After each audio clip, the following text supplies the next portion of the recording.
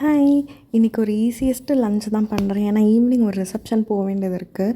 So lunch ஹெவியாக சாப்பிட வேணான்ட்டு சிறுபருப்பு, கொஞ்சம் கடலைப்பருப்பு, வெங்காயம், தக்காளி, சௌசௌ, பூண்டு, மஞ்சத்தூள் போட்டு குக்கரில் மூடி வச்சுட்டேன் ஒரு 10 நிமிஷம். இதுக்கு வந்து சௌசௌவுக்கு பதிலாக நீங்கள் பீர்க்கங்காவோ, சொரக்காவோ, பொடலங்காவோ எது வேணால் எந்த காய் வேணால் எடுத்துக்கலாம். எல்லாத்துக்கும் ஒரே ரெசிபி தான்.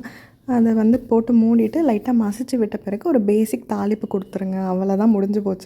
இந்த பருப்பு வந்து ரைஸுக்கு மட்டும் இல்லை, சப்பாத்திக்கோ இல்லை வந்து தோசைக்கோ கூட சூப்பராக இருக்கும். நான் அடிக்கடி வந்து இது பண்ணுவேன். ஏன்னா எனக்கு ஈஸியாக 10 நிமிஷத்தில் முடிஞ்சிரும்ன்ட்டு.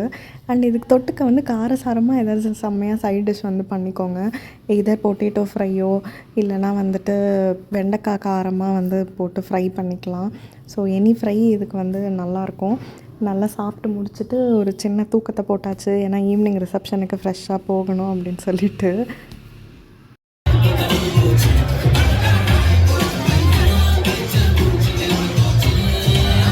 ரிசப்ஷன் முடிச்சுட்டு வீட்டுக்கிட்ட வரும்போது அருணுக்கு கண்டிப்பாக வந்து டீ சாப்பிட்ணும் அப்படின்னு சொல்லுவான். ஸோ க்ரெசண்ட்டில் வந்து டீ சாப்பிட்டோம். நானும் ஷர்மியும் ப்ரௌனி சாப்பிட்டுட்டு கெக்கன்னு சிரிச்சுட்டு இருந்தோம் பேசிட்டு.